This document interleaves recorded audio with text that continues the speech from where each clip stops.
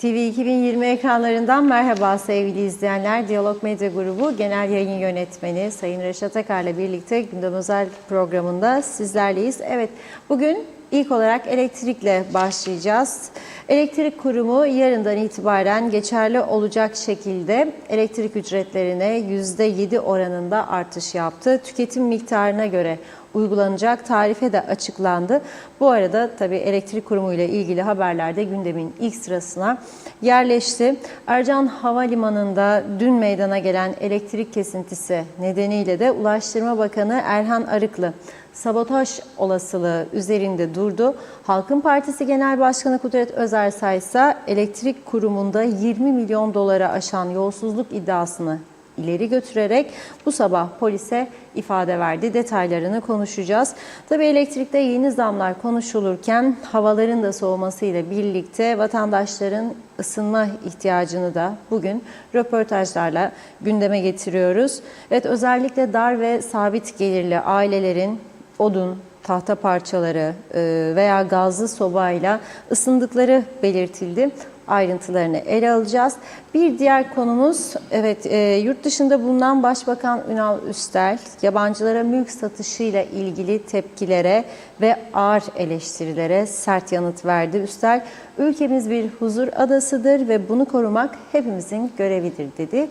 Konuşacağız. Son olarak da bir bankanın Lefke şubesindeki sisteme uzaktan müdahale ederek 24 milyon liralık vurgun yapmakla suçlanan 8 Afrikalı'dan 5'i dün, 3'ü de bugün Güzelyurt'ta mahkemeye çıkarıldı. Polis olayla ilgili 9 kişinin daha arandığını bildirdi.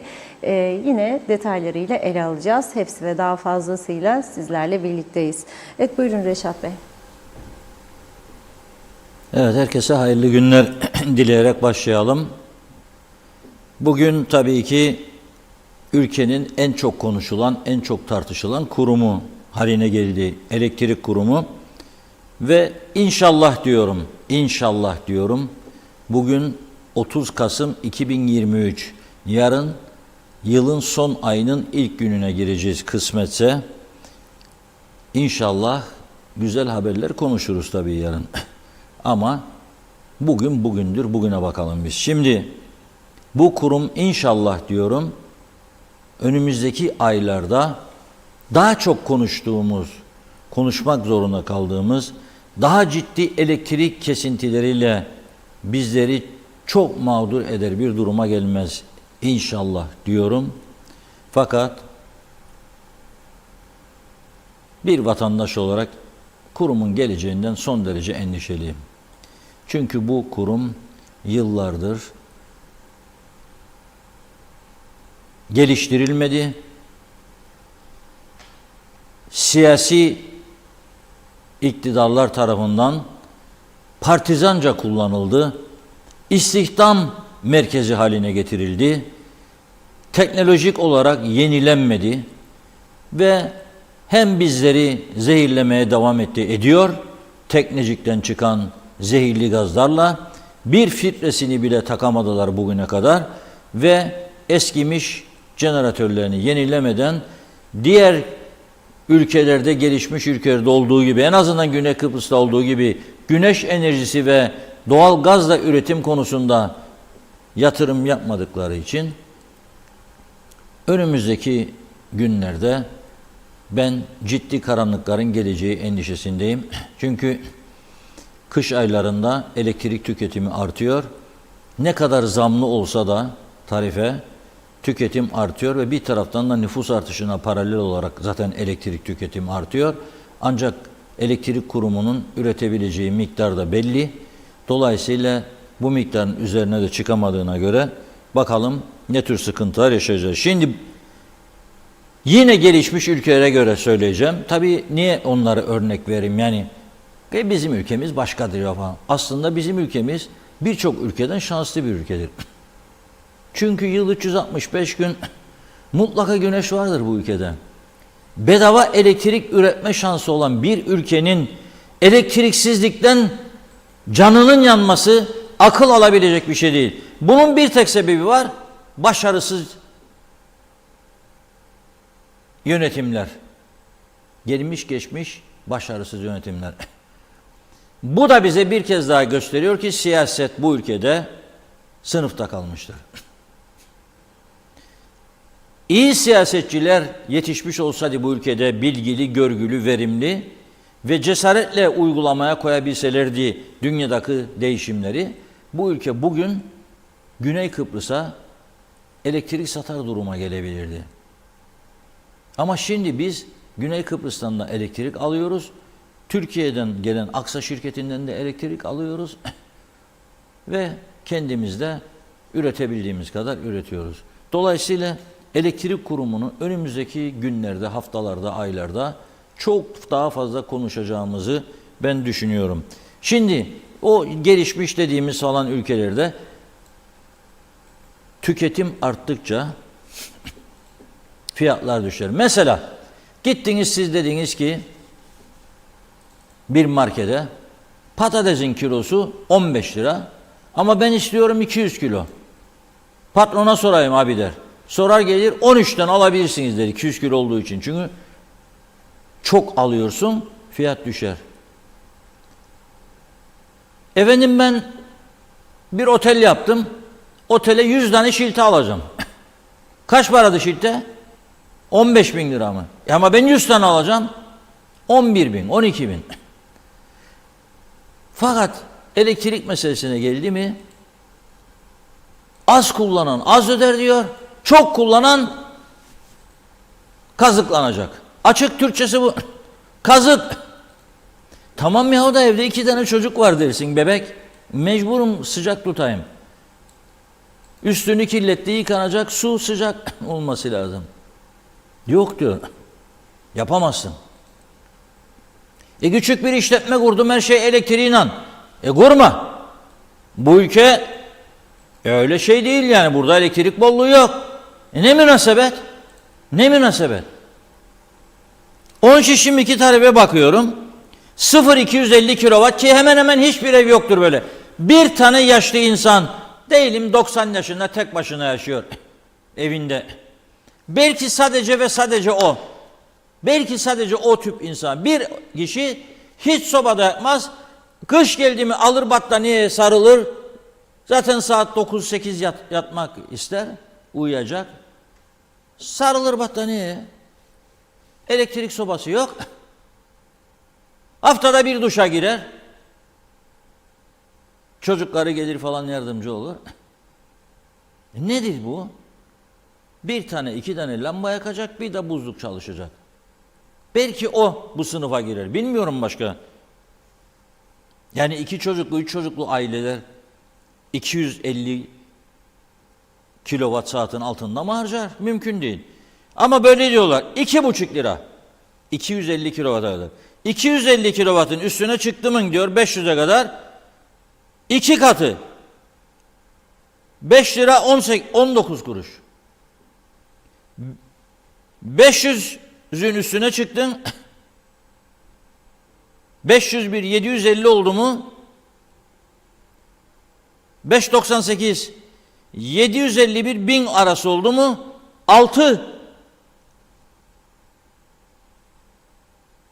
imiş, 6,48 oldu. 6,5 oldu yani. 1000 kilowatt üzeri de 7,23'ten 7,73'e yükseldi diyor. Şimdi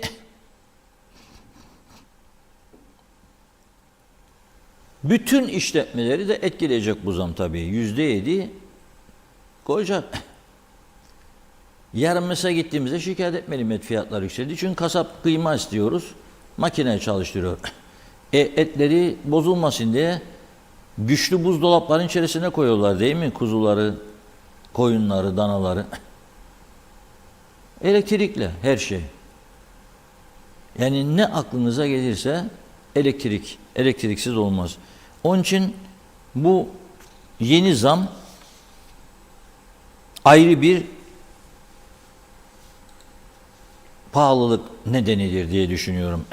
Zaten öyledir. Bu arada tabii bu kurumun Türk lirası cinsinden değil, dolar cinsinden milyonlarca dolar zarara uğratıldığı yönünde iddialar devam ediyor. Geçmişte çok konuştuk. Jeneratör alımları bilmem ne, hani mesele yok diye kapatıldı.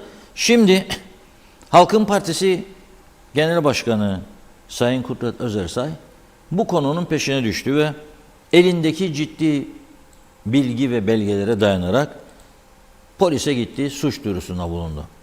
Ve bugün de polis suç duyurusunda bulunduğumuz zaman bunun soruşturulması gereken bir olay olduğuna kanaat getirirse sizden ifade ister. Ve nitekim bugün çağrılmışlar.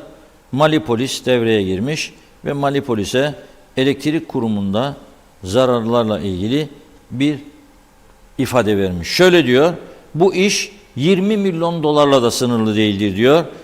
Uzun süredir çok daha büyük boyutlarda elektrik kurumu herkesin gözü önünde zarar uğratılmıştır. Bugün yapılan elektrik zammı da dahil halk olarak bize ödetilmek istenen bu faturalarda kurumun uğratıldığı zararın da payı vardır. Bunun sorumluları diyor hesap vermeli. Bu hesabı halk değil onlar ödemelidir. Gerek iyi idare yasası gerekse kamu mali yönetimi ve kontrol yasası uygulanır. Ciddi bir tahkikat yürütülürse bu zararı yaratanlar, sorumlular ödemek zorunda kalacaktır diyor ve bunun takipçisi olacaklarını söylüyor. Bu arada hemen söyleyeyim. Zam, yolsuzluk iddiası, elektrik gündemi bugün. Devam edelim. Yarın yine 3 saatlik elektrik kesintisi Gazi Mausa ve civarında. Sosyal konutlar, Alaşsa Vakıf Anaokulu, Ezit civarı, Yaşam Hastanesi, Adakent, Kapalı Spor Salonu, Kaliforniya'nın arkası, Yenişehir bölgesi, Dağüy bölgesi, Telefon Dairesi, Sulu Çember, Atatürk Çemberi'ne kadar Salamis Yolu, apartman tipi sosyal konutlar, Atatürk Çemberi, Zafer Anıtı, Otobüs Terminali, Eski Lemar bölgesi, Levent Hacı Ali Apartmanları, Polis Müdürlüğü, Mausa Tıp Merkezi, Deniz Plaza, Alasya İlkokulu, Çocuk Parkı, bir yığın yer, karakol, su arıtma tesisleri. Düşünün siz, pis su arıtma tesisinin de yarın elektrikleri kesilecek. Arıtma da zaten yetersiz. Zaten arıtma yetersiz bölgede. Pis atık suların büyük bir kısmı hep Mausa, İskele, gidin Karpaz'a kadar denize veriliyor.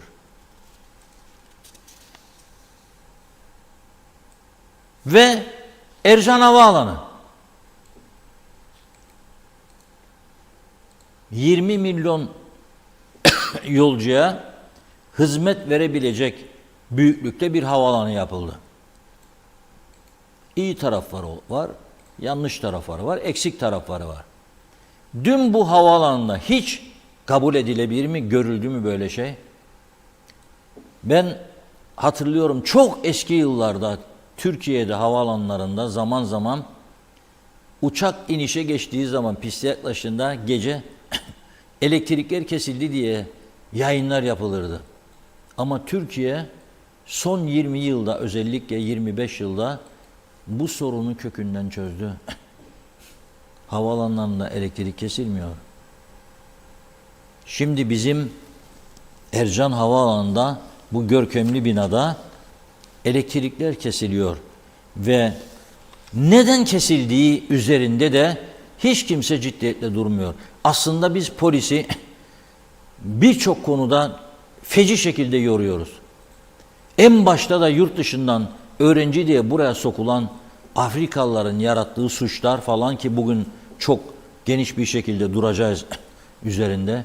Korkunç aklımızın ucundan geçmeyen suçlar işliyorlar bu ülkede. Aynen Daryal Kambay ve Büyükelçi, eski Türkiye Büyükelçisi'nin uyardığı ne varsa hepsi burada bir başladı çıksa. Adam uyarmıştı, iyi saatli olsun. Sayın Kambay bana da anlattı birkaç defa. 2 yıl süreyle Nairobi'de büyükelçilik yaptığı için çok iyi tanıyor Nijeryalıları. Ve başımıza neler geleceğini o dönemin hükümetlerine, siyasi partilerine anlattığı gibi bizlere de anlatmıştı. Ben birkaç kez dinledim kendisinden. Ve ne uyarı yaptıysa bugün hepsini yaşıyoruz. Uyuşturucu belası mı isten? Şiddet mi isten? Cinayet mi isten? Şimdi banka soygunları. Çok ciddi şeyler oluyor. Polis bunlarla uğraşıyor. Yoksa şimdi esasında yapılması gereken çok ciddi bir araştırma konusudur Ercan Havaalanı. Neden bu havaalanının elektrikleri sürekli kesiliyor? Deniliyor ki Ercan Havaalanı bütün altyapı eksikleri tamamlanmadan açıldı. İşte polis, muhaciret unutuldu, gümrük unutuldu. Sonra toparladılar onları. Elektrik de geçici inşaat elektriği. Peki şimdi elektrik kesildi dün orada.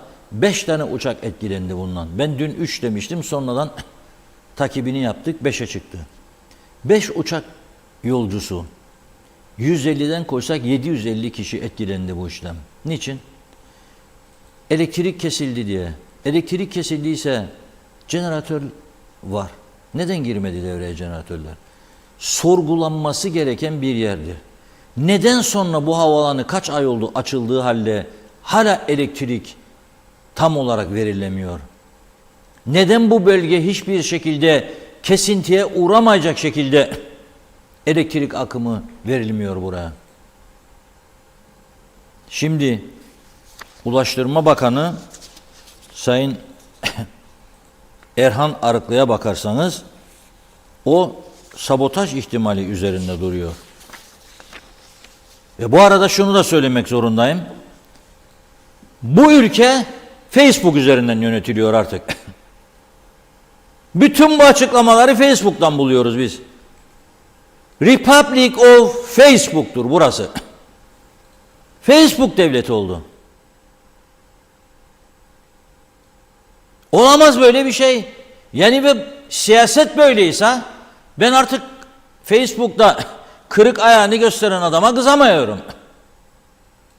Ayağı da kırdık bugün Facebook.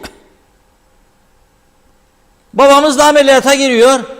Ameliyat kıyafetlerinden Facebook.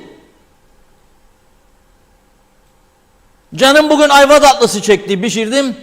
Hadi buyurun dostlar yiyelim Facebook. Çünkü çok boştayık ya. Yapacak iş yok. Kendi kendimize bir şeyler kurduk. Kurumlar falan filan ama boştur. Çoğu yerde iş yoktur. Hiçbir şey yoktur. Boşluktan ne yapacak insanlar? Ya çıldıracak ya Facebook. Tabii çıldıranlar da çoğalıyor. Bu arada ayrı mesele. O yüzden değil mi 1400 kişi her ay Abidin Akbirgin Bey'in hastanesine başvuruyor. Nedir o hastane? Barış Ruh ve Sinir Hastalıkları Hastanesi. Bana göre 1400 başvuruyorsa, varsa 1400 de çekindiği için gitmeyen vardır.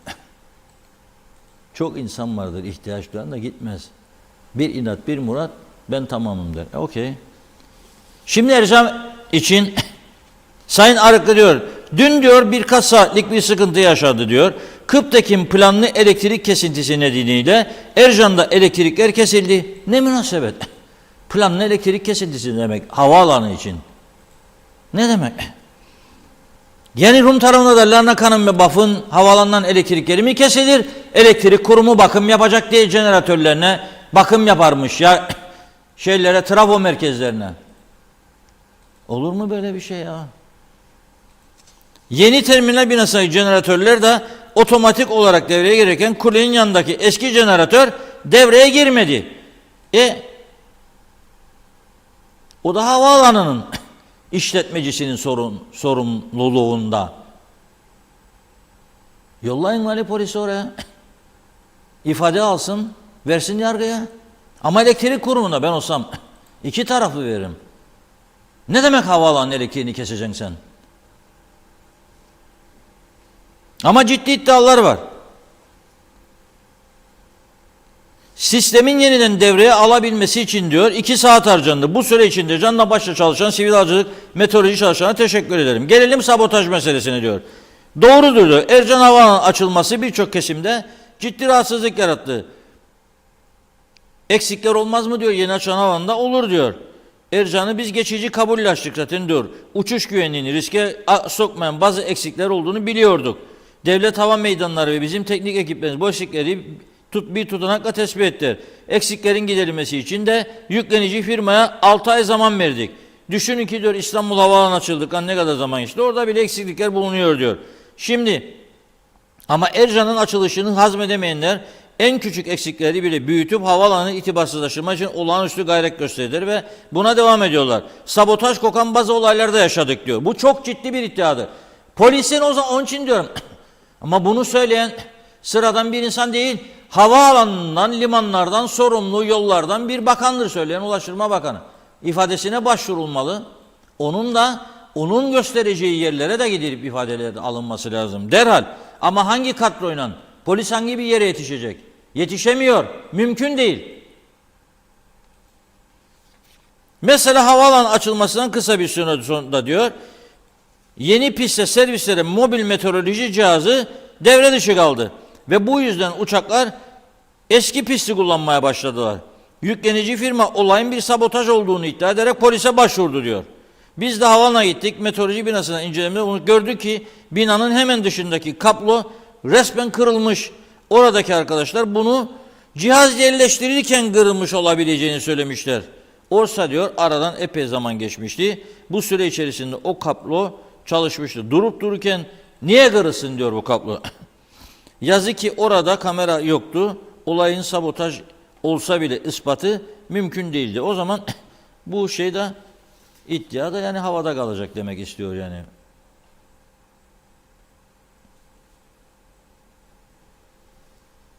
Dün de diyor jeneratörün niye devre dışı kaldığını sorguladım diyor.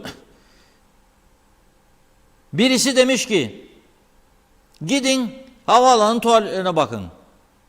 Kapılarda tekme izleri, kırılmış sabunluklar, yere atılmış tuvalet kağıtlarını görün. Bu nasıl bir tahammülsüzlüktür diyor.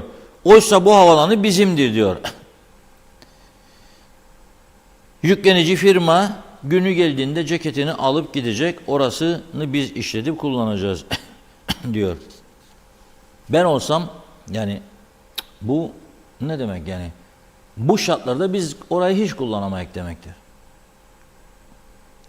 Bir dakika ya, o kamera sistemi yok mu orada? Bu tekmeleri atan kimdir? Bu tuvalet kağıtlarını yerlere atan, sabunlukları kıran kimdir? O kabloyu ezen, çalışmaz hale getiren kimlerdir? Bu sadece sözde olmaz bu iş. Bir havaalanından konuşuyoruz. İnsan hayatı, can emniyeti. Bir ülkenin nefes borusudur orası. Allah korusun bir şey olsa orada bitmiştir bu ülke. 24 saat içinde finish. Bu kadar gayri ciddiyet olur mu ya?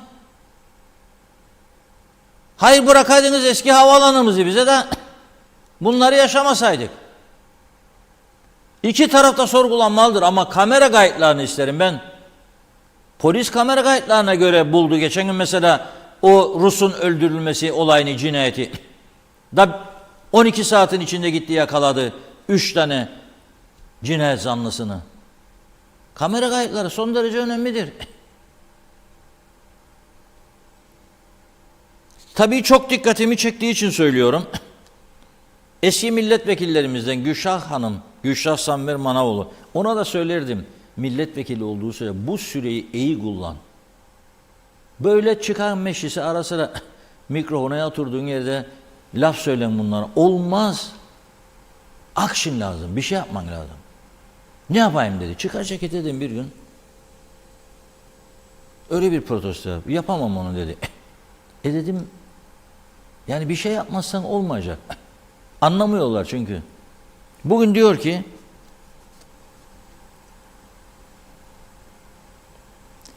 bu bina açılırken diyor gümrük ve polis binaları unutulmuştu diyor. İniş ve kalkışta kullanması gereken meteorolojik teknik altyapı sistemi eksikti diyor. Yani yeni pist kötü hava şartlarına kullanılamayacak şekilde açıldı ve uzun bir yaz mevsimi yaşadığımız için bu konu hiç gündeme gelmedi.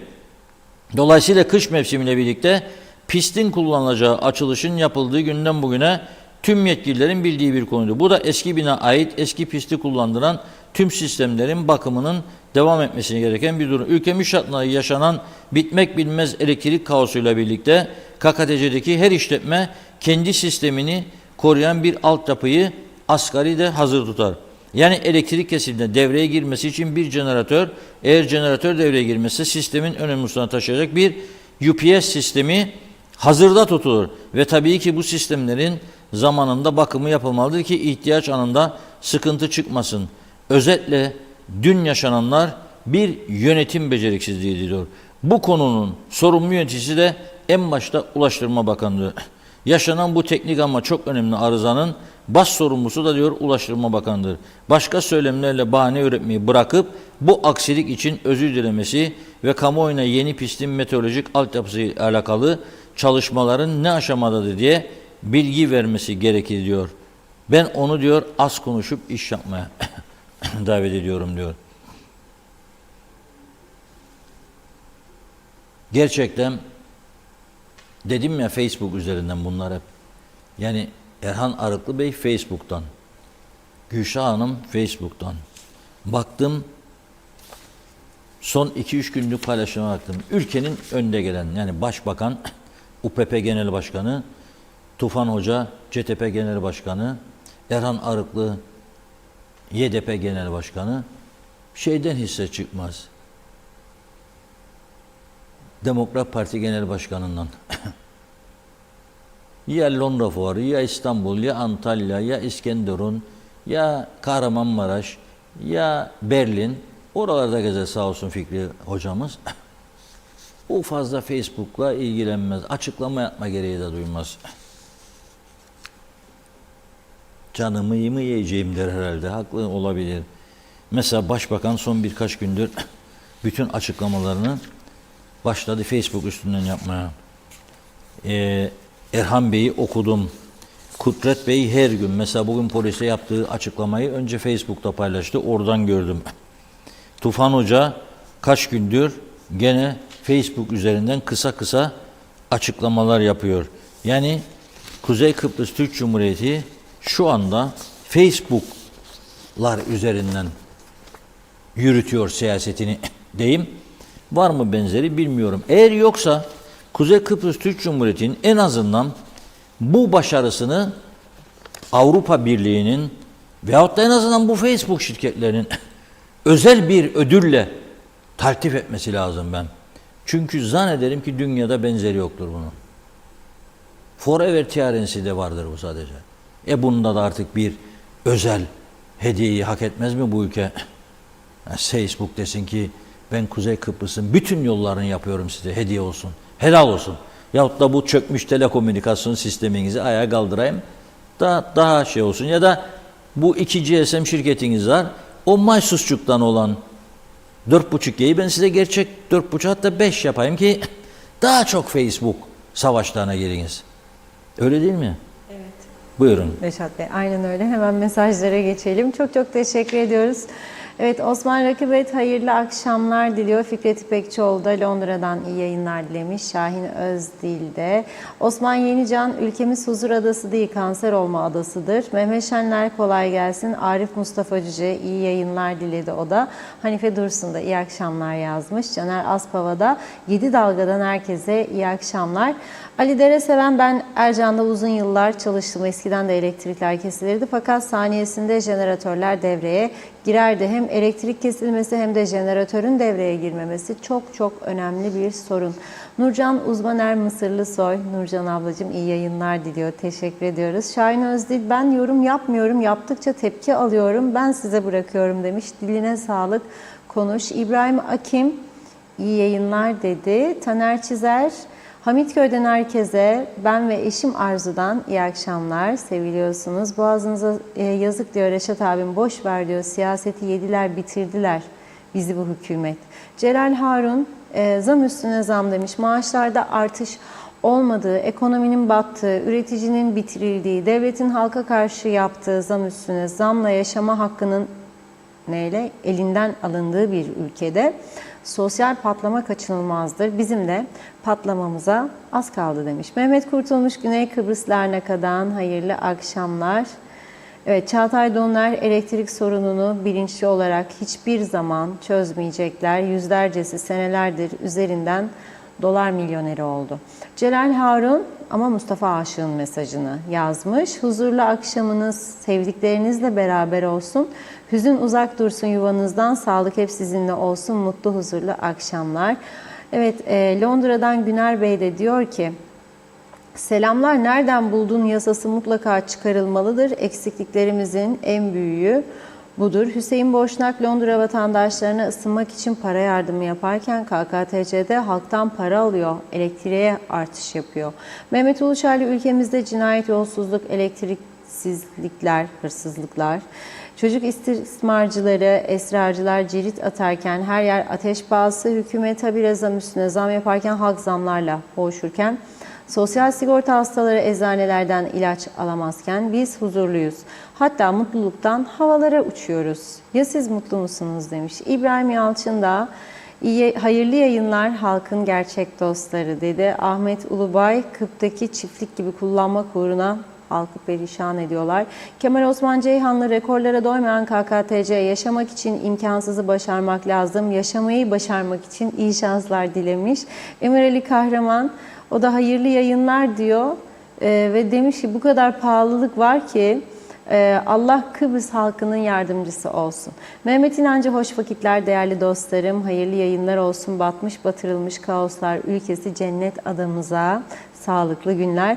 Hakan Varnavaz Panter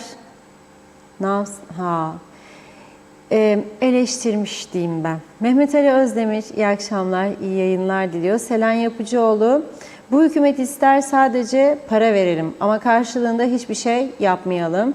Ödesen de keserler, ödemesen de diyor. Yani biz ne yapalım demiş. Mehmet Uluçaylı, Kasım ayının son günü. 30 gün geçti. Sağlık Bakanı hala sosyal sigorta hastalarının eczanelerden alacakları ilaç problemini çözemedi. Halkını düşünmeyen bir bakan o koltukta hala kıvrılıp oturuyor demiş. Çoktan evin yolunu tutmalıydı. İsmet Sencer, harikasınız. Selen Yapıcıoğlu, onu okuduk. Menteş Çağlam, Osman Mene, iyi yayınlar diledi. Kemal Mullaoğlu, duvar duy demiş. Aysel Çelikkol, dilinize ve kaleminize sağlık. Doğru söz, doğru haber, sevgiler diyor. Halil Öndeş, sabotaj demiş. Bir sürü de böyle gülücükler koymuş. Nevbahar Cambazoğlu, iyi yayınlar diledi. Şahin Özdil, dayanamadım diyor. Bu devleti muhtar da yönetir diyor. Kıptek çöktü, telefon dairesi çöktü, karayollar sağlık çöktü, doktor yok, ilaç yok demiş. Özhan Ali, yeni havaalanında her yerde kamera var. Nasıl sabotaj? Ali Dereseven, emlak satışları, devir teslim işlerinin çoğunluğu avukatların gözetiminde yapıldığı ve alınan emlakların üzerinde işlem yapılmadığı için tapuya gitmeye gerek duyulmuyor. Bu nedenle satılan emlakların çoğunluğu tabuda görünmüyor. Esas büyük tehlike budur. Sibel Serin, iyi yayınlar diliyor. Kolay gelsin demiş. Teşekkür ediyoruz. Bir iki mesaj okuyup ara verelim. Mustafa Özcan, dejenere olmuş toplumlar iktidarın ekmeğine yağ sürer. Onların istediği bu. Şahin Özdil, paran varsa diyor derken biraz yeni mesaj geldi. Evet. Ayşe Güner Mertcan, yeni Ercan Havaalanı için yapılan bütün övgüler maalesef bir elektrik kesintisiyle süpürülüp silindi. Çok üzgünüz demiş. Salih Kanal'da halk olarak milli duyguları ve dini kullanan yöneticilerin kalemini kırmayı öğrenebilseydik diyor. Birçok sorunumuz da kökünden çözülür demiş. Özkan Özdemir'i de okuyalım. Daha havaalanını yönetemeyen insanlar devleti yönetmeye çalışıyor dedi. Ali Cevat da hayırlı yayınlar, havaalanında kamera yok mu diyor. Güneydeki havaalanını arabanı park ettiğin anda kamera görüntüleriyle izlenirsin. Bizim havaalanında böyle sistem yok mu demiş. İşte o tuvalet kağıdını yere atanlar evinde niye atmaz diyor. Evet, daha çok var. Devam edeceğiz yine. Bir ara verelim. Reşat Bey buyurun. Bir ara verelim. Ondan sonra eve gidelim. Evet. Anlaşılır gibi değildir. Kaç ay ister arkadaş elektriğin havaalanına götürülmesi? Kaç sene önce başladı bu inşaatta elektrik götürülmesi için hazırlık yapılmadı? Neden yapılmadı? Kimler imal etti? Niçin imal ettiler? Sebebi nedir? Ülkemizde daha iyi bir havanın olmasını istemeyenler mi, devlet düşmanları mı, vatan hainleri mi, iş yapmasını bilmeyenler mi, yoksa bu kaostan bir şeyler umanlar mı? Nedir bu iş? Bir falcıya soralım bunu, artık o söylesin bize.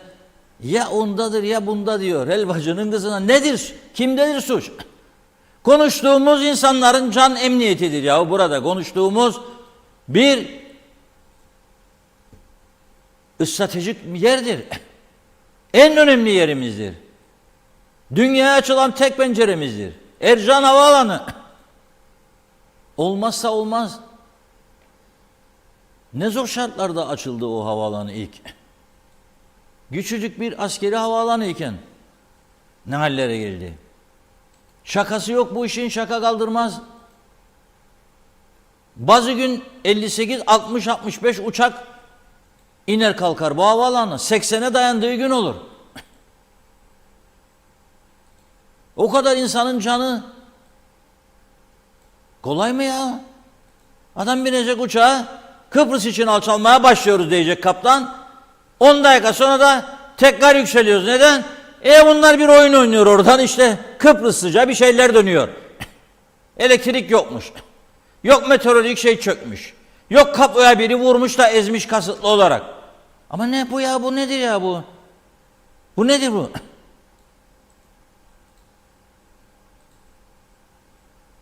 Anaokulundaki çocuklara söylesen başlayacaklar gülsünler. Olacak şey değil. Bir taraftan da elektrikte bu kadar ciddi sorunlar var. Bir taraftan da gene istihdamlar 145 kişi, 15-20 daha üstüne 200 kişi daha. Bir taraftan da zam, bir taraftan Teknecik'teki zehirler. Peki vatandaş ne yapacak şimdi bu durumda? Veya ne yapıyor? Kıbrıs'ın güneyinde, adanın büyük parçasında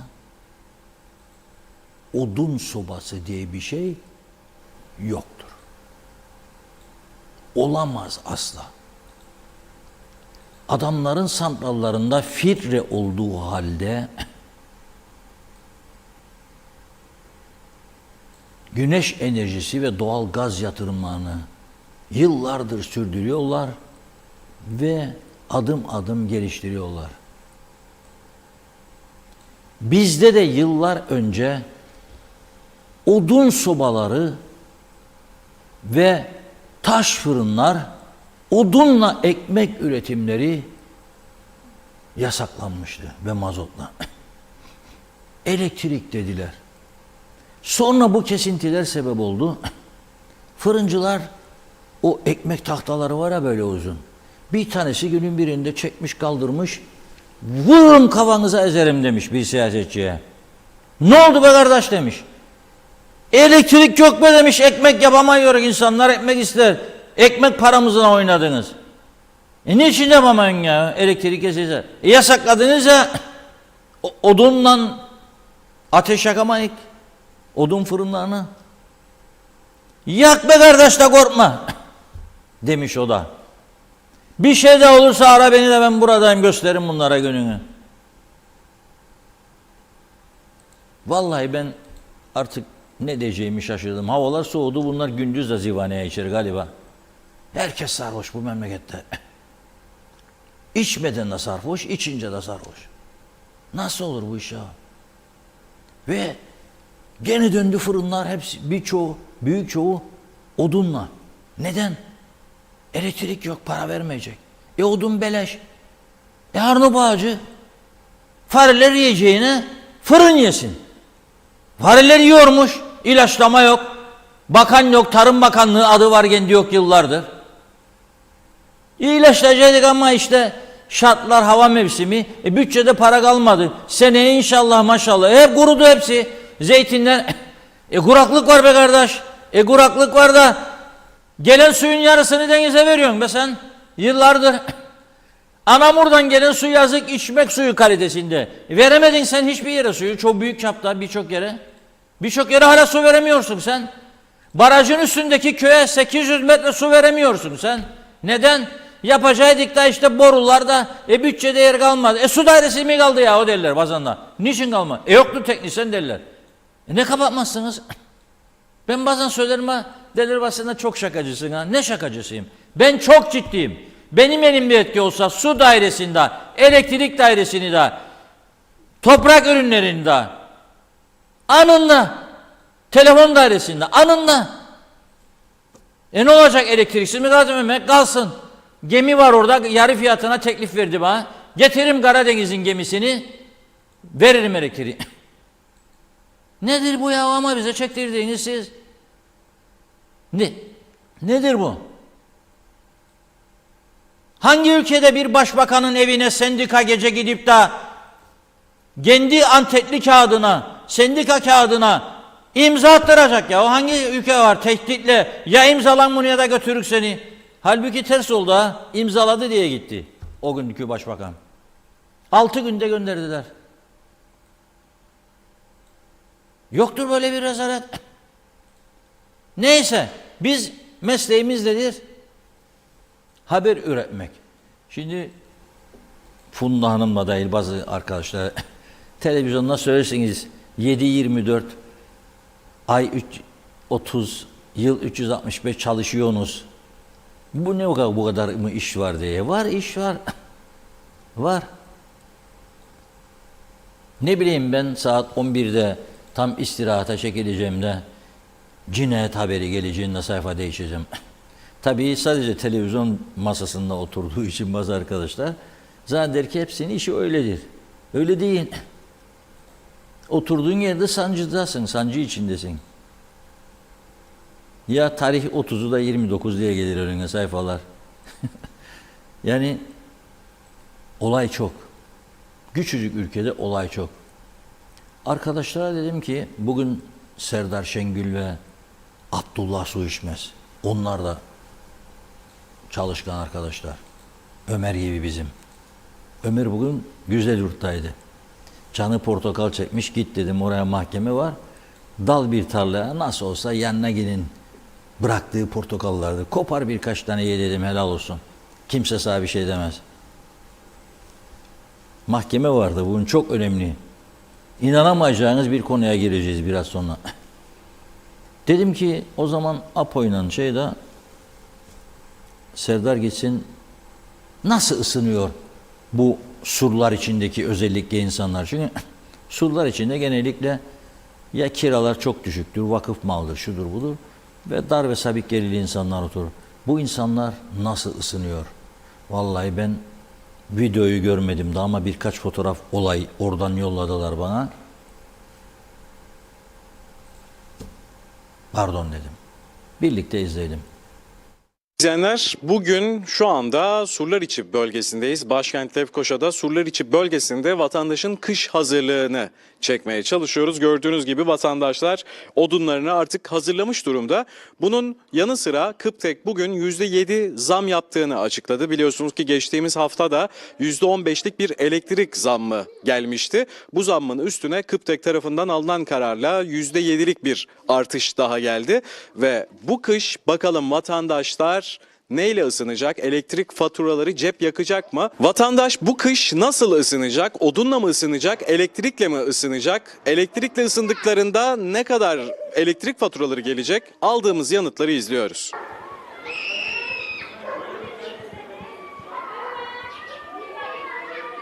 %22 totalde bir zam söz konusu ve bu kış nasıl ısınacağız? Ben de bilmem. Oturacak öyle. Yakmayacak hiçbir şey. Hem gaza zam hem elektriğe zam. Zaten benim klimam yok, bir şeyim yok. Neyle ısınıyorsunuz evde? Hiçbir şeyle. Üşürsem yorganın altına girerim. Yorganla ısınıyoruz. Evet, battaniyeyle. Ne yapayım? Evet. Ne yapayım? Başka bir şey yaptığımız yok. Soba yakarsam başıma vurur, tansiyon çıkar. Onun için yakmam. Vallahi hani yağmur yok, bir şey yok. Hani sen de söyle. Hani yağmur? Ha şimdi etti 2-3 gün bir soğuk o kadar. Evet. Eski kışlarda kalmadı. Eski Eski insanlar da kalmadı, eski kışlar da kalmadı. Sağ söyleyeyim ben, anlayacağın varsa. Köy, ev, mahalle hep yerli insan kalmadı bir kişi. Evet. Sadece bir kızım kaldı Buraş'ta. Bir de oğlum restoranın arkasında. Bir de bu Buraş'ta Müktar vardı eskiden. Vallahi bizim için çok zor. İşte bak ekmeği alamıyoruz diye biz neye çare buluyoruz? Böyle bütün gün bak bugün sabahtan beri ekmek yapıyoruz. Ha bana ha eltime de yani. Alamıyoruz. Aldığımız ekmek de ertesi güne kaldı mı günah atılıyor. Yani bize de yazık günah. Çalışanım benim bir adamım var zaten. Bir o çalışıyor. Diğerleri hepsi okuyor. Bu kış nasıl? Vallahi yapacağız. Artık bir tane tüp alacağız. Tüp de olmuş ne kadar? 400 küsür. Artık yani idare yapacağız artık ne yapacağız? Çocuklar okulda geldikten sonra 1-2 saat evi ancak sıcaklığını yapalım ondan sonra söndürelim. Yani biz böyle geçinebiliyoruz. Ben bütün gün soba yakamam ki. Odunlu sobam da yakayamıyorum yani. Odunu da sağdan soldan buluyorum ki ekmeğimi yapabileyim de çocuklara bir şeyler yapayım da yedireyim. Derin dondurucumuz, sebilimiz var. Başka neyimiz var Ayşe? Televizyon da yani 7-24 yakmıyoruz. Çamaşır makinesi. Yani o da idaretle kullanıyorum ama bugün çalıştırmayayım yarın çalıştırayım. Onun hesabını yapıyoruz. Yani böyle şey yapıyoruz. Allah yardımcımız olsun yani gerçekten çok zor geçiniyoruz. Verdiklerini geri alıyorlar. Ne yapalım? Evet. Vallahi hiç yapacak bir şeyimiz yok. Verdikleri maaşı geri alıyorlar. Kepçeyle geri alıyorlar. Yapacak bir şey Bu yok. kış evde neyle ısınmayı düşünüyorsunuz? Elektriğe de zam geldi. Sobayla odun sobası yakacağız. Ne yapalım? Oduna da zam. Elektriğe zam. Elektriğe zam, oduna da zam geldi. Her şeye 6.000 zam. lira oldu odunda. Bir tüpe bile zam getirdiler. Her şeye zam. Ekmeğe zam geldi. Ekmeğe 12 lira yaptılar. Allah. Ne yiyecek, ne içecek biz de anlamadık. Her şeye zam, her şeye zam. Vallahi anımsatıyor mu? Artık her şeyi unuttuk. Her şeyi bıraktık şeyine gidiyor bakalım. Ne olacak? Sonumuz ne olacak? Hayırlısı Elimizden Allah'tan. bir şey gelmiyor işte. Onların vicdanına kalmış bir şey. Vicdanları sızıra diyor. Ben de diyorum vicdanları sızıra zaten zam yapmazlar diyorum. Doğru değil mi? Sizce vicdan kaldı mı bu dönemde? Kalmadı. Büyükler de kalmadı. Küçükler zaten yok. Onlarda zaten vicdan çok. Büyüklerde de hiç yok. Ne yapalım? Doğru değil mi?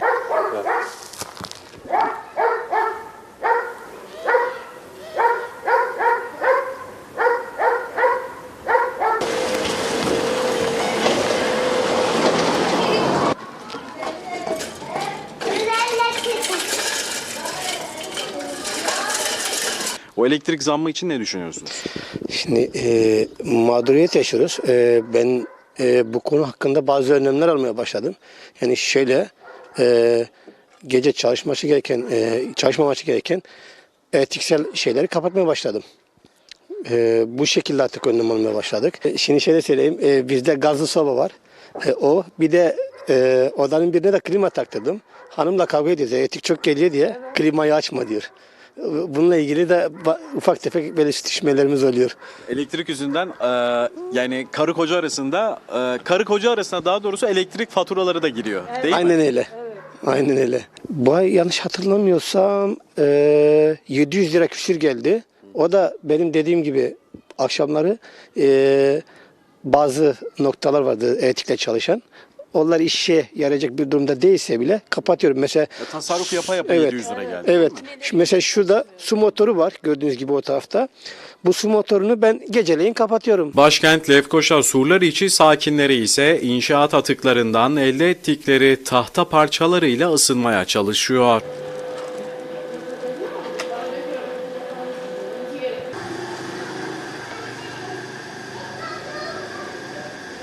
Kış geldi. Sen neyle ısınıyorsun evde? Yorgan, Yorgan, soba, soba yakıyorsunuz değil mi evde? soba. Havalar soğudu mu? Üşüyor musunuz evde peki? Evet abi. Anneniz babanız hiç söylüyor mu bu zamlarla ilgili? Elektriğe zam geldi, her şeye zam geldi. Biliyor musunuz? Zam ne demek? Fiyat yani yükseliyor. Fiyatın yükselmesi. Kaç yaşındasın? 8. 8 yaşında zammın ne olduğunu artık biliyorsun. Değil mi? Peki zam iyi bir şey mi kötü bir şey mi? Kötü bir şey abi. Kötü bir şey. Kötü. Kötü. Ben de 8 yaşındayım abi. Hepiniz odun sobasıyla ısınıyorsunuz değil mi? Akşamları soğuk mu peki? Evet. Peki ısınamadığınız oldu mu hiç? Bazenleri oluyor abi bende. Bende de oluyor bazenler. Elektrik zamı için ne düşünüyorum? Bu ay soba yakacağız galiba. Odunlu soba. Odun alacak parasını nereden bulacaksınız? Bunları da düşünmek lazım. Şu elektrik daireleri falan filan 350 TL kar yapıyor üstünden. Aynı şekilde ayrıyetten bunları öğrendim, ben daha da çok sinirlendim. Elektrik daha çok masraf yaktığı için genelde şimdiki dönemde genelde güneşimiz olmadığından dolayı kullanıyoruz biliyorsunuz. Güneş tabeli. Evet. Evet, ondan dolayı şöyle bir şey. Güneş tabeli yerine de sobayı da tercih ederim. Sobada ama kötü gaz verdiği için havaya. Yani dışarıdaki insanlar aynen. Aynen. Peki ne olacak halimiz sence? Peki halimiz ne olacak? Bilmiyorum. Totalde %22 bir zam yapıldı. Bu neticede siz bu kış bu evde nasıl ısınacaksınız? Vallahi ben de bilmem. Odun mu yakayım? Odun da pahalı oldu. 1000 liradan 3-4 bin lira olmuş kamyonu. Neyle? Pataniyaya sarılıp ısınacak. Başka yapacak neyimiz var oğlum? Bir emekli maaşı, o da beyimin emekli maaşıdır. 3000 lira verdim böyle ilaç parası. Sigortalar da kalktı bildiğin gibi. Elektrik zammı yapılmalı mıydı? Yapılmaması lazımdı. Yapılmaması lazım. Onlar alırlar 70-80 milyar ayda. Biz alırız 10-15 milyar ayda. Gel de çık altından. İlacın var, yemen var. Yani anlatamam ne söyleyeyim.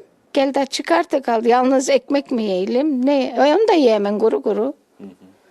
Bilmem artık nereye varacağız. Yani bu işin sonunun nereye varacağını siz de bilmiyorsunuz. Bilmeyik, Ama bildiğimiz evet. tek bir gerçek var. Bu kış çok zor geçecek. Zorun zoru geçecek. Yani pataniyen de varsa sarınıp oturacaksın. Tamam hemen hemen herkesin evinde bir pataniye var ama düşün artık ondan o yalnız. Ama o 5-6 kişi olan çocukları okullarda, üniversitelerde okuyanlar ne olacak?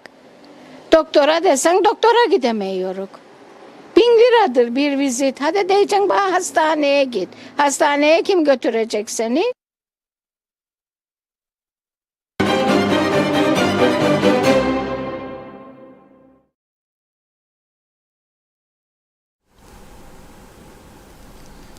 Evet, izledik işte gördüğünüz gibi dar ve sabit gelirli insanlar için elektrik ücretleri aslında herkes için yüksek. Yani herkes için yüksek. Herkesin kendine göre harcamaları var çünkü. Ona göre bu elektrik fiyatları karşısında herkes kendi imkanlarını zorlayarak bir şekilde ısınmaya çalışıyor. Nitekim bazıları diyor ki battaniyeye sarılıp ısınmaya çalışacak diyor. Eskiden de öyleydi. Bizim çocukluğumuzda da geceleri battaniyeye sarılır ısınırdık. Bunu yaşamayan bazı insanlar burada Kıbrıs'a sonradan gelenler bilmez. Nasıl büyüdük, ne şartlarda büyüdük, neler çektik. Kitaplar yazıldı, kitaplar ki ben birkaç video kaydı, film yapacağım. Belki ondan sonra vereceğim dizi falan olsun diye. Çok sıkıntılardan geçerek geldik ama elde ettiğimiz büyük olanaklar sonrasında yani 74 sonrasında bu ülke bugün bu durumda olmamalıydı. Yani o eski günlere geri dönüş olmamalıydı. Ben onu söylüyorum. Yani bir elektrik sorununu çoktan çözmemiz lazımdı. Güneş enerjisi 15 yıl önce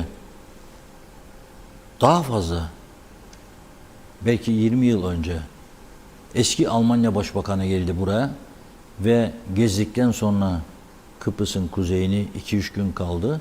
Ayrılacağında dedi ki sizin dedi en büyük şansınız güneş dedi. Siz bedava elektrik üretebilirsiniz. Biz bu konuda çok tecrübeliyiz. Arzu ederseniz size yardımcı oluruz. Güneş enerjisi. Fakat adam gitti. Bizimkiler bu konuyu kapattı. Günlük şeyler, tabii devamlı seçimler, parti meclisleri, MYK'lar, gece meyhane toplantıları falan memleketlerime yiyelim içelim geçsin falan bugünler. Sonra hükümet krizi düştü, öteki geliyor. Sonra o oldu bu oldu, sonra bilmem ne. Geldiğimiz nokta budur. Allah yar ve yardımcımız olsun diyorum. Çünkü yani bir işi iyi neticelendirilmeyince bir yere sarılacaksın. Allah yardım etsin diyeceksin. Ama sen üretirsen, sen yaparsan Allah'tan yardım bekle. Sen sözüyle sadece yardım nasıl olacak bu iş? Yani yapacaksın, çalışacaksın, üreteceksin ve ona göre geliştireceksin şartlarını. Ne diyorsunuz? Mesaj mı okumak istiyorsunuz? Çok mu? Evet, çok Yoksa var. biraz daha mı devam edeyim? Yo var, biraz okuyabilirim Neşat Bey. Peki buyurun. Evet, hızlıca başlayalım kaldığımız yerden. Şahin Özdil'de kalmıştık tabii. Evet, diyor ki param varsa doktor var, paran yoksa öl devlet demiş. Zeynel Aslan, lütfen ekip gönderin. Gazi Mausa'daki yolları bir görüntüleyin. Lütfen plansız programsız yapılan işlerin cezasını biz halk olarak çekiyoruz. Sözde Avrupalıyız. Mehmet İnancı sabotaj kelimesinden yola çıkarsak rahmetli Öztürk Serengil'in hep bu cümleyi kurardı. Sabotaj, kabotaj. Havalimanında o esnada bulunan yabancı turistlere nasıl bir izahat verilir? Anlamış değilim demiş. O gün Zeybekoğlu kan bağışında bulunalım diyor. Sonay Hanım'ın haplarını ilaç kurulundan bugün aldım, tam 57.000 lira. Nurten Güder atlamaz. Ne olursunuz elektrik olayını el atın, bu kadar zam olmaz dile getirin. Fikret İpekçioğlu bakanmış. Ne bakanı? Havaya bakanlar varmış. Her söylediği açıklamaları bir işe yaramıyor diyor. Ertay Kızıl, sorumlu bakan bu iddiaları için suç duyurusunda bulunsun. Herkesi zan altında bırakıyor. Evet, Ayşe Güner Mertcan selamlar. Yeni Ercan Havaalanı için yapılan bütün övgüler maalesef bir elektrik kesintisiyle süpürülüp silindi. Çok üzgünüz. Londra'dan Güner Bey'in mesajı. İsmet Drangoz Foto'dan selamlar. Vatandaşın karşısına çıkamıyorlar ya diyor, ondan face'lerde yaparlar. Zafer Şengül, Elon Musk'a mektup gönderelim uzaydan, ülkemize elektrik göndersin demiş. Tema Yavaş Londra'dan selamlarını yolladı. Erdal Yarkın da Soğuk Lefkoşa'dan iyi yayınlar diliyor. Zeliha Adaman'da, Hüseyin Koltan'da iyi yayınlar. Doğru Haber'in gerçek adresi. İyi ki varsınız. Diyalog Gazetesi'nin 11. yılını en içten dileklerimle kutluyorum. Tebrikler, yolunuz açık olsun. Emeğinize sağlık. Sürmeli Yeltekin, o da hayırlı yayınlar demiş. İsmail Bükülmez, Kıp'taki yönetemeyen ve sürekli zam yapanlar vicdansız ve insan değildir, üzgünüm diyor. Fatma Gürer, bakıyorum şu an Mausa'da adalete ışık tut yürüyüşü başladı demiş. Salih Kanal, dış güçlerin oyunu dedi. Funda Görçek, hoş söz. Bu söylenenler umarım seçim zamanı gerekeni yapar. Sayarak yarın para bayramı, emekliler bayram eder.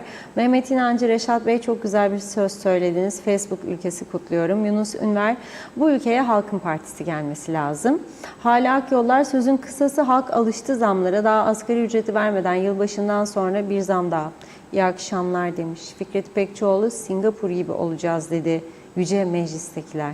Zafer Şengül, sabotaj demeleri için, istifa etmeleri için uçağın düşmesini beklerler. Şemi Mutsuz, dünyada KKTC'yi tanıyan bir ülke var mı? Varsa nerededir? Olmayan, tanınmayan bir ülkenin havaalanı nasıl tamam olacak? Elektrik nasıl olacak? Telefon nasıl olacak diyor. Mehmet İnancı, Reşat Bey, Vargas Hava Yolları kuruluyormuş, haberlerde yer aldı mı? Hasan Nihat Erduran, her makinede arıza mümkündür. Yıllar önce diyor Salamis'te, Maramonte'de otomatik 10 saniyede devreye giren jeneratörlerimiz vardı. Ercan Güvenliği uluslararası akredite şirketlere ihale edilmeli, çaresi bu. Bu yapılırsa Ercan'a direkt başka devletlerde tescilli şirketler uçabilir olur, benden söylemesi. Mehmet Uluçaylı, Türkiye Cumhuriyeti dişinden keser, bizim kalkınmamış için uğraşa dursun, kalkınmamız için uğraşa dursun. Bizimkiler adam olmaya niyeti yok, polyanlacılık oynamaya devam. Biz ne zaman ülkemiz için bir adım atmayı düşünüyoruz acaba? Kaan Adalı iyi yayınlar diledi. Asım Gülçeken, süt imalatçıları buhar kazanlarında kömür yakmak için Tarım ve Çalışma Bakanlarını ikna etmeye çalışırlar. Bir çevre kirliliği arttıracaklar. Yılpay Mustafa Aksöz, memleket isterim her şeyi yalan olsun, elektriği olmasın, yolları olmasın, memleket isterim, yönetenler hiç doğru söylemesin. Mehmet İnancı, ülke telef oldu demiş. Kimsenin ruhu kıpırdamaz. Birkaç yıl sonra kuraklıktan ne yapacağız? Öteceğiz diyor. Evet, Hasan Nihat Erduran, bir aşısı sarnıp var. Kurularını budarım, dünyanın odunu çıkar, mangallık, şöminelik fena mı demiş. Birkaç tane daha okuyup ara verelim. Lord Sigorta'da, Hayırlı akşamlar, iyi yayınlar diliyor. Zeynep Toros da demiş ki geçen gün valizlerden yapılan hırsızlıkları duyduk. Bugün sabotaj şüphesi. Adamız için hiç hoş olmayan haberler. Umarım en kısa zamanda bu haberler son bulur. Sizleri hiç kaçırmadan izliyorum. İyi ki varsınız. Mehmet İnancı o tahtaları inşaatlardan toplandı galiba. Ali Gürsel biz yaktık odun sobasını Reşat Bey demiş. Ali Dereseven elektrik kurumu niçin küçük küçük zamlar yapar? Onların yerinde olsam elektriğe %150 zam yapardım. Nasıl olsa bunlara karşı çıkacak ne muhalefet ne de bir halk vardır diyor. Gaye Kök'ü de okuyalım. Elektriğe zam geldi. Vatandaş düşüncelerini söylüyor. İzliyoruz. Bir de surlar içinin durumuna bakmak da önemli. Görüyoruz görüntüleri. Böyle miydi eski surlar içi acaba dedi Gaye Hanım. Daha var, yine devam edeceğiz. Buyurun. Evet, bir taraftan da dedim ya, Facebook üzerinden savaşlar yürütülüyor. Dün Başbakan Ünal Üster'in yurt dışına gittiği bilgisini aldık. Akşam saatlerinde Facebook'tan hükümeti ağır bir şekilde suçlayan paylaşımlar yapıldı. Memleketin bir yerde sanki İsrail vatandaşlarına satıldığı, parsellendiği iddiaları yer aldı. İsimler verildi. Daha sonra Ünal Bey bunu tepkiyle karşıladığını bildirmiş, ilgili paylaşımları. Bugün de olduğu yerden bir paylaşım yaparak suç ve suçlarla mücadelede sıfır toleransımız vardır diyor. Bu temel ilkemiz olmuştur ve olmaya devam edecektir diyor.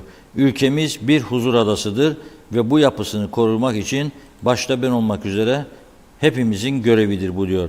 Kırmızı bültenle aranan çok sayıda isim tespit edilerek ülkelerine iade edilmiştir.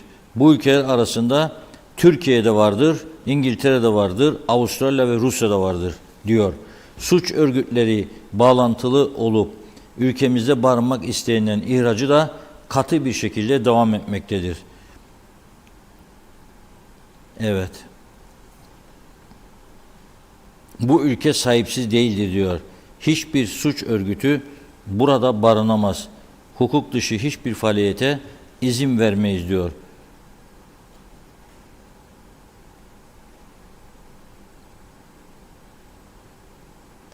Ve banka hesaplarında da hesap açılışında da diyor, sonrasında da diyor, uyum kurallarına tam riayet ettiğini yasaklı ülke, kişi ya da kurumlarla ilişkiye kesinlikle izin vermeyiz diyor.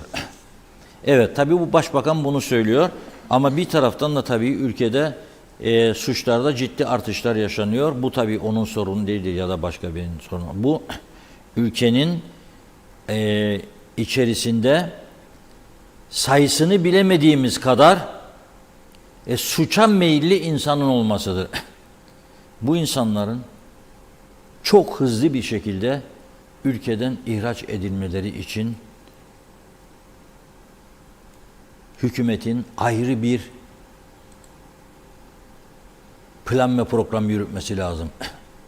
Hiç başka çaresi yok. Ben buradan bir kez daha mesaj veriyorum. Hükümet çok ayrı ve etkili bir plan program yürütmesi lazım. Polis denetimlerinde adam yakalandı mı kaçaktır diye. Evet. O ana kadar bir suç tespit edildi mi? Hayır. Suçüstü yakaladın mı? Hayır. Kaçak mı yaşıyor? Evet. Mahkeme emriyle evine gidersiniz. Ne iş yaptığını sorgular, cevap alacak şekilde hareket edersiniz. Cevabını aldıktan sonra onu bu ülkede kaçak çalıştıranları da hesaba çekersiniz ve cezasını verirsiniz anında ve kaçak olanı da deport edersiniz. Kaçak olanı siz deport etmediğiniz sürece anında ne oluyor? Polis bunları mecburen yürürlükteki mevzuatlara göre mahkemeye çıkarır. Mahkeme ne yapıyor? Cezaevlerinin dolduğunu bildiği halde kısa süreli cezaevine gönderiyor. 15 gün, 20 gün süreli. Sonra bu süre içerisinde çağırıyor, yargılıyor. Yargılandıktan sonra bir miktar ceza alıyorlar. Ceza bitinceye kadar biz burada besliyoruz onları. Ceza bittikten sonra Bu defa deport sırası geliyor. Deport sırası geldiğinde cezaevi doluysa öğrenci yurduna, yani bir hapishaneye benzetilen, demir parmaklıklarla çevrilen Demirhan bölgesindeki öğrenci yurduna gönderiliyorlar. Öğrenci yurdunu işletenler de huzursuz ve mutsuz. Çünkü para alamıyorlar. Kaliforniya şirketinden günde 3 öğün yemek geliyor. Kahvaltı, öğle yemeği, akşam yemeği. Fakat o yemeklerin parasını da alamamaktan şikayet ediyor. Ve burada bunlar haftalarca, aylarca bekletiliyor. Neden? Para yok diye. Bunu çözmek zorunda. Bu en önemli, en hayati sorundur. Siz isterseniz 15 maaş dağıtın burada kamu görevlilerine, 16 maaş. Parayı alan adam huzur ve mutlu değilse ne kıymeti var onun? Yani bu çok acı bir şekilde çözmelidir. Çünkü bakın, eski Türkiye Cumhuriyeti Büyükelçisi, Lefkoşa Büyükelçisi Derya Kanbay Bey en az 2 kez bana bütün siyasilere aktardığını veya o dönemki hükümet yetkililerine aktardığını söyledi. Ben de bunu birkaç kez buradan anlatmıştım. Fakat kaçırmış olanlar olabilir. Bir örnek vermişti bana. Ben bu örneği açıklamakta artık mahsur görmüyorum. Türkiye'den bir şirket internet üzerinden düşük faizli kredi veren bir Nijerya örgütüne aldanıyor ve Nairobi'ye gidiyor. Sayın Kanbay o dönem orada Türkiye Büyükelçisi. O heyet gayet profesyonel çalışıyor. Alıp kendisini götürüyor Central Bank of Nigeria, Nijerya Merkez Bankası binasına. Kapıdan içeri sokuyorlar, çıkarıyorlar üst kata, kapının girişinde President yazıyor, başkan. İçeride biri var ama aslında o Merkez Bankası Başkanı değil. O çete öyle bir çete ki her yere girebiliyor. Meğer Merkez Bankası Başkanı yurt dışında. Orada başkan koltuğunda oturan şahıs 2 milyon dolar mıydı istediğiniz diyor. Kolay iş diyor. Falan diyor. Anlaşıyorlar, el sıkışıyorlar. Sonra kendisini oteline götürüyor o çete üyeleri. Yolda diyorlar ki bakın biz sözümüzü tuttuk. Getirdik. Anlaştığınızda her şey tamam. 20 bin dolar bizim masrafımız var bu işte. Bu da diyor bende şimdi 20 bin dolar yok. Kredi kartın var, çekersin verirsin bize. Peki diyor, akşam nasıl olsa beni yemeğe davet ettiniz, buluşacağız. Ben hesabıma yatıracağım bu parayı, çekeceğim, vereceğim. Sonra onlar gidince fark ediyor ki cep telefonu unutmuş orada. Bir taksiye atlayıp geri gidiyor. Aynı yere.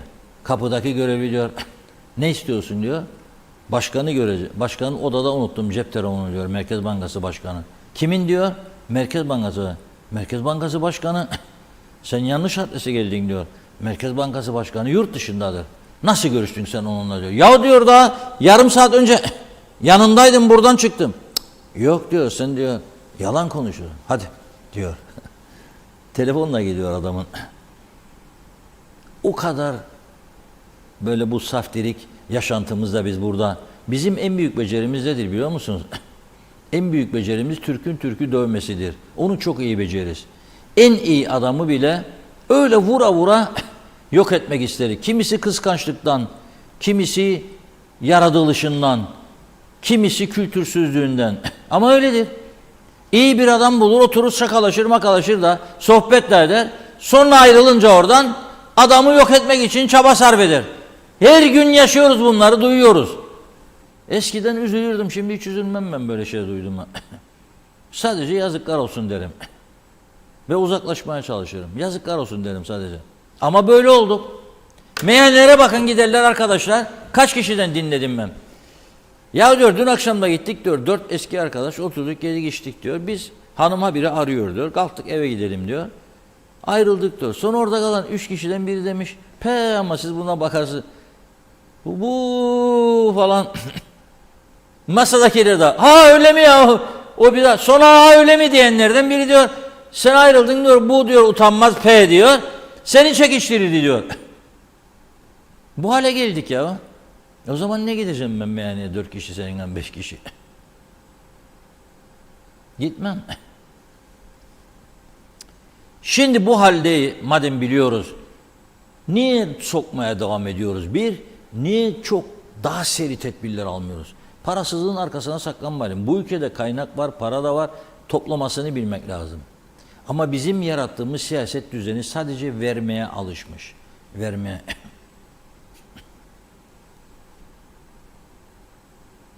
O yüzden de böyle oluyor. Ne oldu son durum?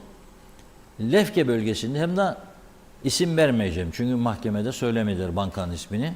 Bugün de söylemediler. Onun için isim veremem. Ama ünlü, anlı şanlı bir bankamızın Lefke şubesine yaklaşıyor bir çete. Sonra onların internet banking sistemlerinin içine giriyorlar. Uzaktan dışarıdan. Ve 24 milyon Türk lirası vuruyorlar. Transfer. Kendilerinin gösterdiği hesaba yönlendiriyorlar. 24 milyon. Tabii Lefke Mahkemesi 4-5 yıldan beri tadilatta olduğu için mahkemeler Güzelyurt'ta yapılıyor. Yüksek Mahkeme Başkanı defalarca uyardı. Bitirmezseniz ben burada oturum yapmayacağım dedi. Yıkılmak üzereydi bina. Sonunda yaptılar. Bitmek üzereymiş. İnşallah maşallah 4-5 yıl normaldir ya. 50 yılda olabilirdi bu. Yani ikinci 50 yılda. Güzelyurt'ta dün 5 kişi. 3 kişi de bugün çıkardılar. Kaç oldu? 8. Ama polis demiş ki bugün arkadaşımız Ömer Kadiroğlu izledi bu mahkemeyi. Demiş ki bunlar kullanılanlardır ha. 19 kişi daha arıyoruz demiş. Bakın polis nelerin içine düşürüldü bu ülkede. Onun için ben devamlı söylerim. Çok daha polisin kuvvetlendirilmesi lazım. Aklımızın, hayalimizin ucundan geçmeyen çeteler gelecek buraya ve uzaktan bankaların hesap sistemlerine girecek ve para havale edecekler. Ve benim polisim koşturacak bunları ortaya çıkarsın. Geceli gündüzlü. Geceli gündüzlü. Ve bugün mahkemede anlattıklarına göre 19 kişi daha aranıyor. 19. Şimdilik yani o da. Tam bir çeteymiş. Tam bir çeteymiş. Ama tabii bunların işbirlikçileri var. Esas gizli patron var bu işte bunları yönlendiren. Şimdi sıra oraya doğru geliyor galiba. Öyle aldığım bilgiler. Bakalım bunun sonucunda nasıl bir durumla karşılaşacağız, göreceğiz. Biz bunları izlemeye ve sizlere aktarmaya devam edeceğiz. Çünkü polis dün de asayiş kontrollerinde her gün 7 kişi, 8 kişi yakalıyor. Ne olacak? Yakalayıp götürdü mahkemeye. Yargıç dedi ki 20 günlüğüne cezaevine. Ama dolu olduğunu biliyor. Yapacak başka bir şey yok. 10 kişilik hücrede 14, şimdi 15'e 16'ya çıktı herhalde. Çünkü her gün 7, 8, 10 takviye gidiyor. Ve yine bu Nijerya ile ilgili bugün Diyalog Gazetesi'nde çok önemli bir haber var. Düşünün siz 2,5 kiloya yakın uyuşturucuyu Nijeryalı bir kadın valize koyuyorlar kendisine. Diyorlar ki sen fakirsin, açlık çekiyorsun. Biz sana iyi para vereceğiz. Valizi de bak Nijerya'da koyduk. Merak etme biz geçirdik. Senin valizin olarak gideceksin sen Kıbrıs'a. O Türk tarafıdır. Rahat geçer, hiç korkma. Seni havaalanının dışında bekleyecekler. Alacaksın bavulu ve çıkacaksın. Aldı ve çıktı bavulu. Polis sonradan buldu. 2,5 kiloya yakın uyuşturucu. Çok büyük bir olay. Neyse tabii polis sorguluyor ve bu kadının aslında bir piyon olarak kullanıldığını ortaya çıkarıyor. Yargıç diyor ki bu kadın diyor patronu değil, bu malı getiren onun kendine ait değil diyor. Esas diyor patronlar bunu piyon olarak kullandılar diyor. Ve bütün hafifletici nedenleri koyduktan sonra gördüğünüz gibi gözü yaşlı ağlıyor. 6 yıl hapislik cezası veriyor kendisine. Şimdi hem bu ülkeye zehirleniyor, bu kadar uyuşturucu geliyor, hem de sen bunları yıllarca cezaevinde besliyorsun. Niçin? Amacın nedir? Kontrol edilemez bir noktaya gelirse bu iş, vay halimize diyorum. Bakın, kontrol edilemez noktaya doğru gidiyoruz. Banka hesaplarına girmeye kadar girdiler. Uyuşturucu zaten rakipleri yok uyuşturucu ticaretinde. Ve bazı Türk şebekelerle de çalışmaya başladılar. Güneydeki bazı şebekelerle de çalışmaya başladılar. Cinayet. Anormal süratli araba kullanmak, kaza yapmak, insanların üzerine çıkmak tesir altında. Ne kaldı geriye? Bu güzelim ülke, bu turizm ülkesi, bununla uğraşmamız lazım. Birbirimizi yemek yerine anlaşarak ve uzlaşarak bu yanlışları düzeltmemiz lazım. İktidarı, muhalefeti bu konuda artık azimli bir şekilde çalışmalı, mücadele vermeli. Yüce Meclis artık dediydim, demediydim, verdiydim, vermediydim. Bunları bırakıp bir süre bu acı sorunların üstüne gitmesi lazım. Yoksa vay halimize derim ben. Çünkü açlık arttıkça, fakirlik ve açlık, suçlar daha da artar. Buna fırsat vermeyelim. Çok yazık olur ülkemize. Hastaneler zorlanıyor. Cezaevi zaten patladı. Yetmedi eski cezaevi, o da patladı. Yetmedi öğrenci yurdu, o da patladı. Polis hücreleri full. Ve aylık maliyeti 30.000 Türk lirası. Bir tutuklunun, mahkumun bir günlük maliyeti yaklaşık 1.000 lira. Bir aylık maliyeti 30.000 lira, hatta üstünde. Bunun üstüne gardiyanların maaşlarını ekleyin. Tutukluların sayısı, mahkumların sayısı arttıkça gardiyan sayısı da artıyor. Elektrik ve diğer giderlerini düşünün. Artıyor, su giderleri falan. Yani bu son derece önemli bir olaydır. İnşallah tedbir alırlar ve düzeltirler diyorum. Son mesajları alalım Funda. Buyurun. Hemen hızlıca farklı isimlerin mesajlarına yer verelim. Vacit Davulcu, iyi akşamlar. Reşat Bey ve Diyalog izleyicileri demiş. Bir tüyo vereceğim diyor. Yıllardır bu beceriksiz siyasileri eleştirmekten enerji harcıyorsunuz. Herkes çalışmadan köşeyi dönüyor. Bunlara diyor dava açın, tazminat davası, büyük ihtimalle kazanırsınız ve de köşeyi dönersiniz demiş. Şahit olarak Diyalog TV izleyicileri yeter. İsterseniz şansınızı deneyin. Bu arada siz de 13. maaş kazanmış olursunuz. Turnalardan eski muhtar Vacit Davulcu. Cemil Kurç, Erhan abim derse sabotaj var. Gerçekten var. Hatta ben gördüm, kara bir kedi kabloları tırmalardı demiş. Evet, Necdet Mavi Gözlü'nün mesajı Kuzey Kıbrıs Birleşik Afrika Pakistan Cumhuriyeti'nden hayırlı yayınlar. Bizim başbakan başka memlekette yaşıyor sanırım demiş. Memlekette her gün daha önceleri görmediğimiz olaylarla karşılaşıyoruz. Kapılar, pencereler, panjurlar kapalı. Her pencerenin önünde demir parmaklıklar, öyle yatıyoruz. Öyle bile rahat değiliz demiş. Yeni duyduğumuz Afrikalıların yeni marifetleri banka soymaya başlamışlar. Her gün bu insanların olaylarını duyuyoruz. Hükümet hala da burada tutuyor. Afrikalıların talebesi, işçisi tümünü buradan göndersinler. Bu insanları artık burada istemiyoruz. Bunların diyor 2 kuruşluk faydası var. varsa 98 kuruşluk da zararları var. Başbakan bunları görmediğine göre başka memlekette yaşıyor kesin demiş. Evet, soydan Borakan, kurumu soydular, bedelini de biz halka ödetecekler.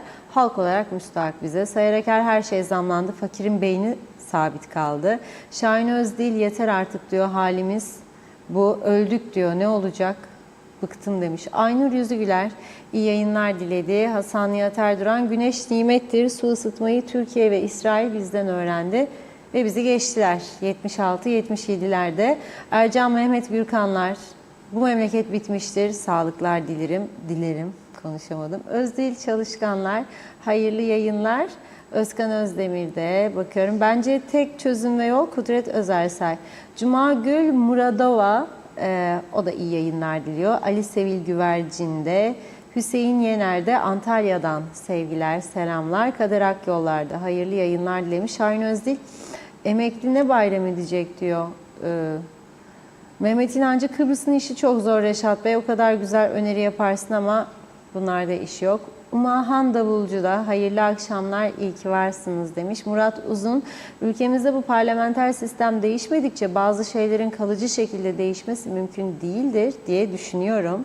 Halk değişmek istemiyor. Halk değişmedikçe siyasi istikrarın temelini oluşturan başkanlık sistemine halkımız artık sıcak bakmadıkça da demiş. Yeni ve kalıcı düzenlemeler beklemesi hayalcilikten öte değildir diye düşünüyorum. Reşat Bey selamlar, iyi yayınlar dilemiş. Mehmet Uluçaylı, iyi ki varsınız. Halkımız ülkede tüm olup biteni şeffaf ve doğru bir şekilde öğreniyor. Sizler büyük bir çaba ve efor harcayarak ekibinizle çalışıp evlerimizde konuk oluyorsunuz.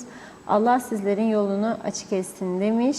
Ve Rahmi Beyoğlu da son olarak ortalık sığmadı. Eski Meriç Köyü Karakolda, köyde, mahallede aradı, oraya taşıyıcıları, yarım kaldı herhalde mesaj, çok çözemedim. Bakalım şimdilik tamamladık gibi. Buyurun. Bir sayfa kopuyor zamandan, ayrılırken sen yanımdan. Bu aşkın daha en başından korkuyordum ben sonundan. Bir günah gibi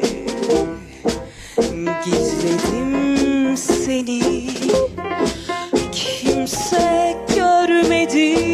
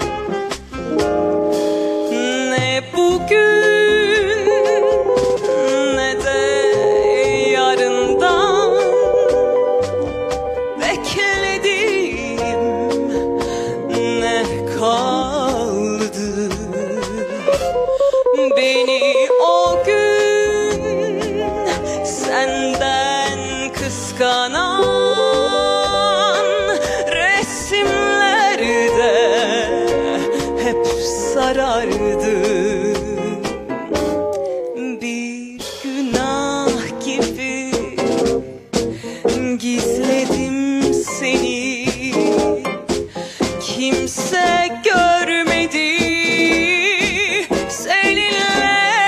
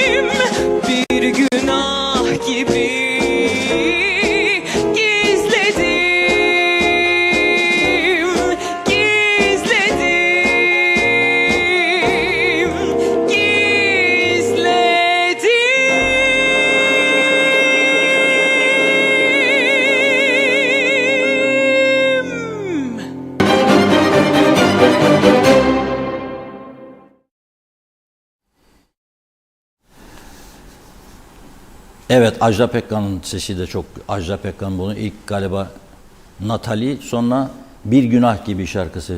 Benim de çok sevdiğim bir şarkıdır. Yalanı yok yani. Bunu birkaç ay önce gene dinletmiştik farklı seslerden. Tabii telif hakları falan filan meselesi var. Ona da dikkat ederek telifsiz olanları buldukça yayınlıyoruz. Zaman zaman da dinliyoruz. Gerçekten umarım sizler de beğendiğiniz güzel bir şarkı. Bugünü bu kadarla noktalıyoruz. Yarın inşallah maşallah güzel mübarek cuma günü güzel konularla birlikte. Belki meteoroloji bize yarın yağmur müjdesi verir belki. Olabilir. Şu ana kadar yok tabii. Ama bakalım. Yeni ayın yılın son ayının da ilk günü olacak. 1 Aralık. Ben baktım arkadaş listeme Facebook'ta en yoğun doğumların olduğu günlerden biri 1 Aralık. Bir de 1 Ocak. İnanamazsınız.